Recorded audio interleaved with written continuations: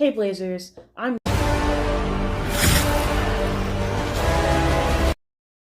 back again with a new video. This one is going to be about sparring in terms of men versus women. So, this was another entry in my question box that I posted on my Instagram story, and the prompt was, what's something that you wish more martial artists would talk about?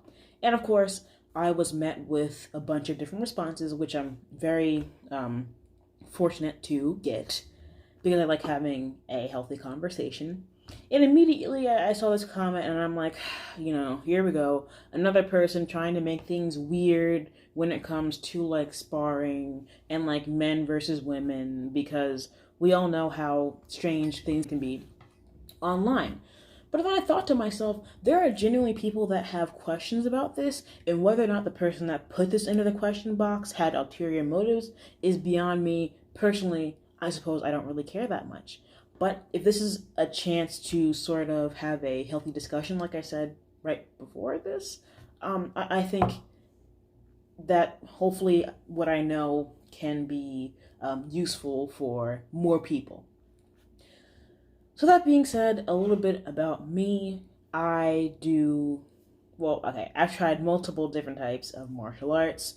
My main thing is Tang Soo Do, which is a form of Korean karate, which is similar to certain things in Taekwondo. So if you've seen certain like kicking techniques or certain like forms or kata as you might call them, they're really similar between the two types of martial arts.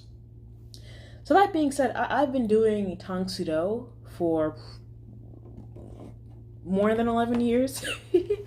And I'm very fortunate to have been able to have the money from my parents, because you know what, a lot of people don't have the same opportunities as me, and I know it's all mushy and gushy, but I'm really thankful to my parents and for anyone else who contributed to my karate. So that being said, I've had my fair share of experiences, whether that's dislocations or pieces of my toe falling off. I've had my fair share of experiences, and that includes sparring. In Tang Soo Do, yeah, things are going to differ from school to school. Where I did karate at East Coast Karate, they didn't let people spar until they were yellow belts. So yellow belt traditionally comes after white belt, but if you're really little, you'll get a camouflage belt first before you have your white belt, and then of course both of those are before the yellow belt. And that's again probably like a safety precaution, because you don't want people that just don't know anything about anything going in there and sparring. Number one, they could get hurt, and then number two, they could hurt somebody else. So and you may not think that somebody that is a yellow belt or a white belt can hurt somebody else, but if Joe from down the block who can lift 1,000 pounds at the gym happens to sign up for karate, you would probably hope that he has some type of a training and knows how to properly distribute his weight and so on and so forth before you hop onto the mats with him. And that probably goes with multiple types of martial arts.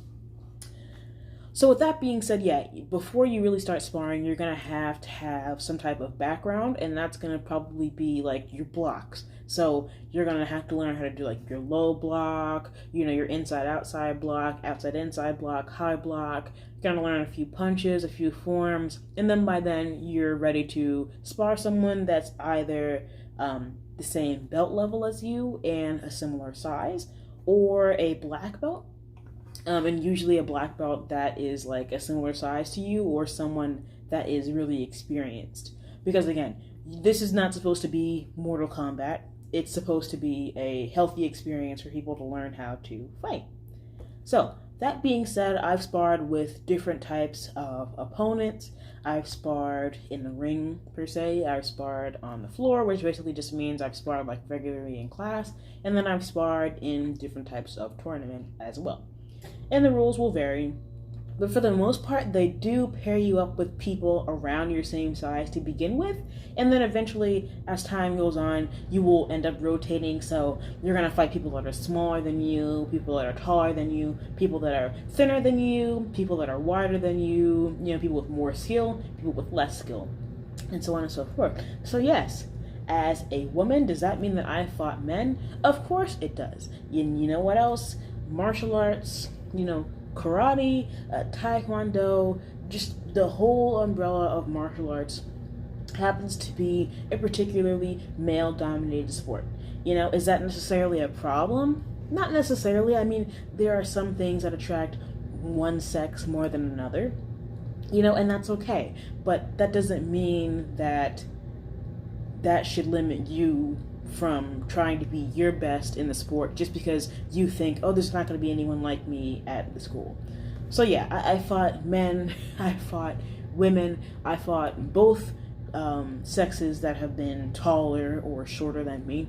And I'm here to tell you, it really, skill, and I really do believe this, that skill can be way more important than power.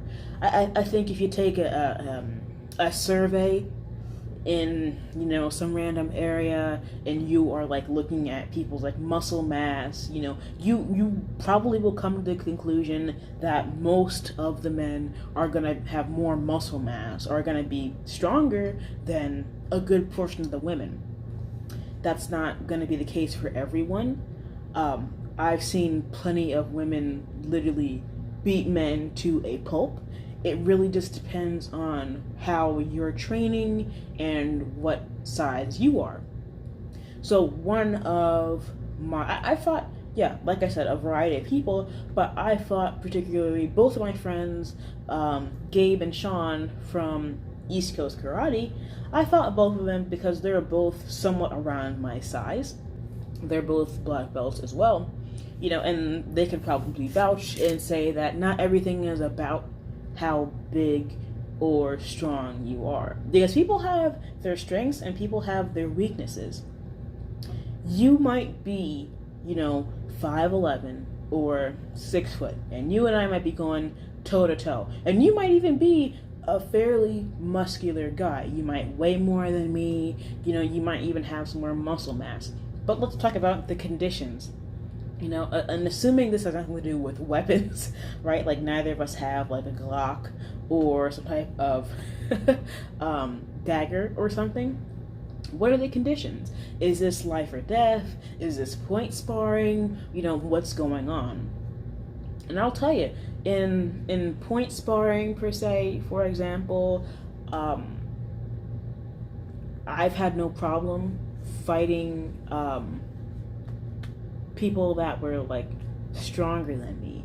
It's so much of it is about skill, is about how quick are you, that yeah, the guy might be 6 foot, he might be 6'1", 6'2", he might be relatively strong, but if he's not on his A game, if he's dropping his hands, if he has no technique, just because he's a man doesn't mean that he's going to win.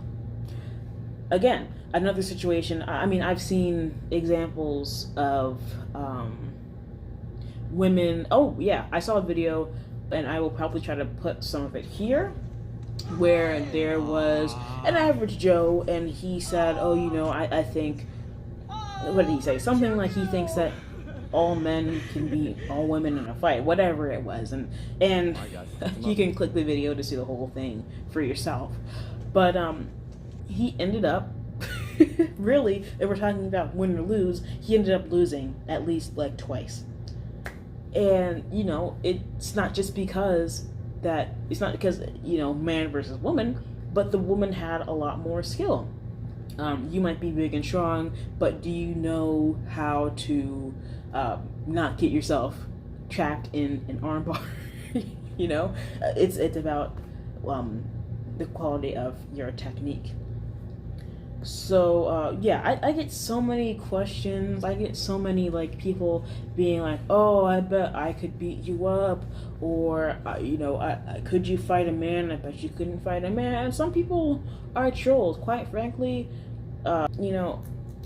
it doesn't make or break my day whether or not I win or lose a fight against a man. I think a lot of people, despite the fact that some people are just trolls, I think a lot of people just simply aren't educated, and I understand feeling like you have the ability to win in any situation. I get that. Listen, I love to win in every situation too, but part of being in the martial arts is understanding that there are going to be people that are better than you in something.